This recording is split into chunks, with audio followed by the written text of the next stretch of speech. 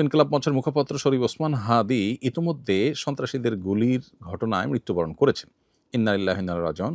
আমার জানা বিষয় হলো, শরীফ ওসমান হাদির এই মৃত্যু কি শাহাদাতের মৃত্যু হিসেবে গণ্য হবে? প্রিয় দর্শক, কোনো মানুষের মধ্যে যদি আল্লাহর সন্তুষ্টি লাভের আশায় মানুষের কল্যাণ সাধনা, ইনসাফ প্রতিষ্ঠা করা, মুসলিম মিল্লাতের চেতনা ধারণ করা এবং মানুষের অধিকার আদায় করার মানসিকতা থাকে এবং সেটার জন্য তিনি যদি লড়ে যান, সংগ্রাম করে যান, এমত অবস্থা যদি তার এই চেতনার কারণে তিনি আক্রমণের শিকার হন এবং মারা যান, সন্দেহাতীতভাবে তিনি শাহাদাতের মর্যাদা লাভ করবেন ইনশাআল্লাহ তাআলা। ইমানদারের মধ্যে যদি আল্লাহর সন্তুষ্টি লাভের জন্য জীবন বাজি রাখার মানসিকতা থাকে এবং তার অসৎ কাজে বাধা প্রদান, অন্যায়ের বিরুদ্ধে তার প্রতিরোধ এবং ইনসাফ প্রতিষ্ঠার মানসিকতা লালন করার কারণে তিনি যদি আক্রমণের শিকার হন, তাহলে সেক্ষেত্রে তিনি অবশ্যই শাহাদাতের মর্যাদা লাভ করবেন। সেই জায়গা থেকে শরীফ ওসমান হাদিকে আল্লাহ তাআলা শাহাদাতের মর্যাদা দান করুন, আমরা সেই দোয়া করি। আর এমনিতেই নবী সাল্লাল্লাহু আলাইহি ওয়াসাল্লাম বলেছেন, মান কুতিলা দুনা দামিহি ফাহুয়া শাহীদ। যে ব্যক্তি কারোর হাতে খুন হয়েছে, জীবন রক্ষা করতে গিয়ে তার জীবন খুন হয়েছে, অর্থাৎ সাধারণ ধস্তাধস্তিতে অথবা কোনো ডাকাতের হাতে মারা গেছে, সেও শাহাদাতের মর্যাদা লাভ করেন। তাহলে সেক্ষেত্রে দ্বীনের কথা বা মুসলিম মিল্লাতের কথা বা মুসলিম চেতনার কথা বা ইনসাফের কথা বা মানুষের অধিকারের কথা যদি কেউ বলতে যান মুসলিম হয়ে এবং আল্লাহর কাছ থেকে যদি বিনিময়ে আশা করেন, তাহলে তিনি অবশ্যই শাহাদাতের মর্যাদা লাভ করবেন। অনেকে আছেন যারা বিপ্লবী মানসিকতা ধারণ করেন, তারা অন্যায়ের বিরুদ্ধে সংগ্রাম করেন, তাদের সে সংগ্রামকে আমরা অবশ্যই শ্রদ্ধা করব।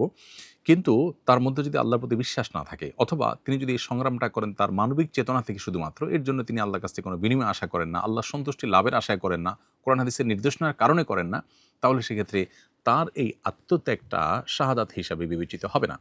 শাহাদাত বিষয়টা আসলে নিয়তের সাথে সংশ্লিষ্ট বিষয়। কেউ যদি আল্লাহর সন্তুষ্টির আশায় জীবন বাজি রাখেন, যা করেন তা আল্লাহকে খুশি করার জন্য করেন, তার জীবন মরণ আল্লাহর উদ্দেশ্যে যিনি উৎসর্গ করার জন্য প্রস্তুত থাকেন, তাহলে সেক্ষেত্রে তিনি শাহাদাতের মর্যাদা লাভ করেন।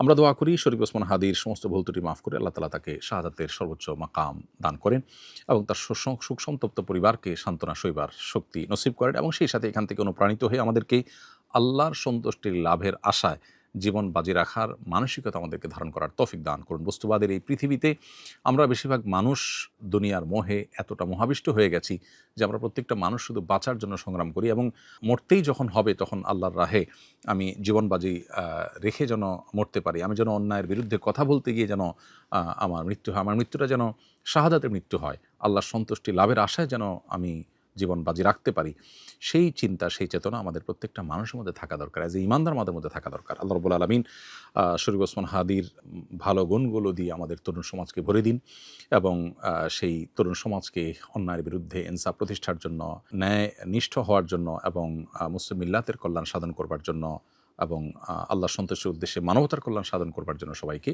দুনিয়ার লোভ মোহের ঊর্ধ্বে উঠে আল্লাহর উদ্দেশ্যে নিজের জীবনকে উৎসর্গ করার এবং নজরানা পেশ করার তৌফিক আমাদেরকে দান করুন।